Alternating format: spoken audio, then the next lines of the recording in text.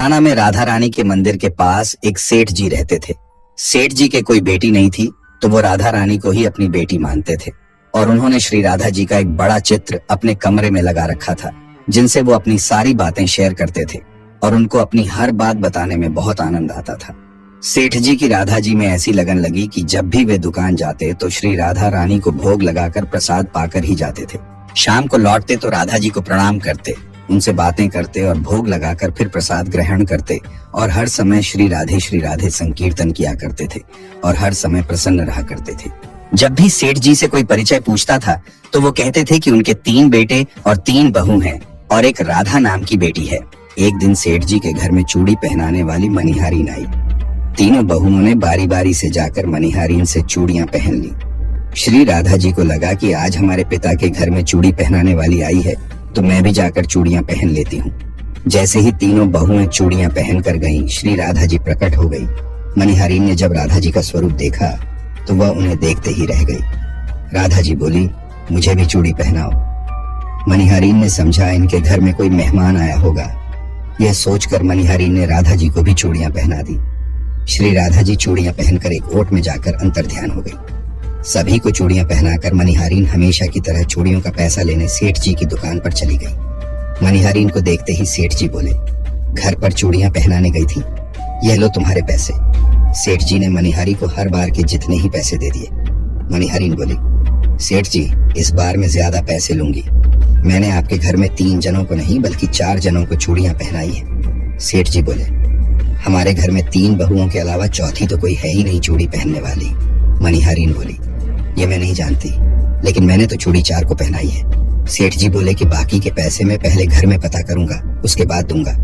मनिहारीन बोली, ठीक है सेठ जी, आप घर में पता कर लीजिएगा।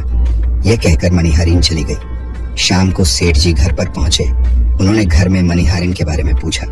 उनकी बहुओं ने कहा कि केवल हम तीनों ने ही चूड़ियां पहनी थी।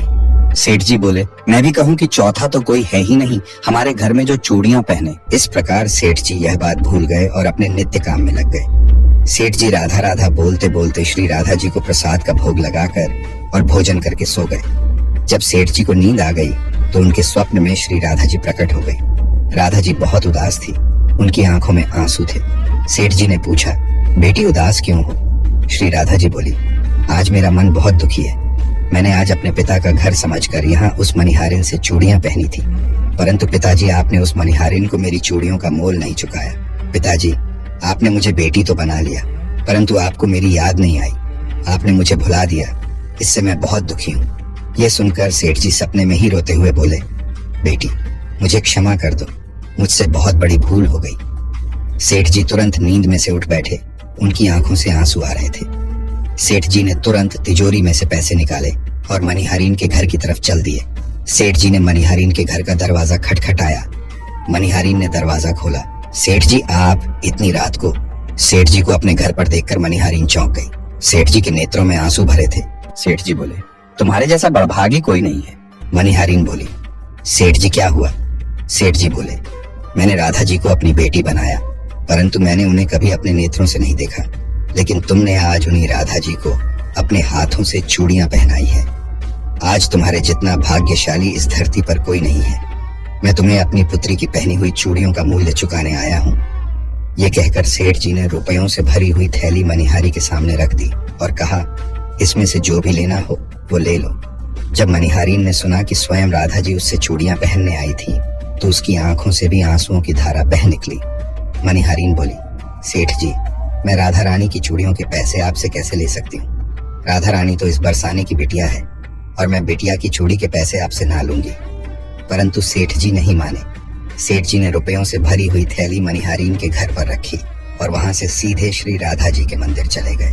उस दिन के बाद सेठ जी ने सब कुछ छोड़कर संन्यास ले लिया और अपना शेष जीवन राधा जी के मंदिर में राधा जी की भक्ति करते करते बिता दिया।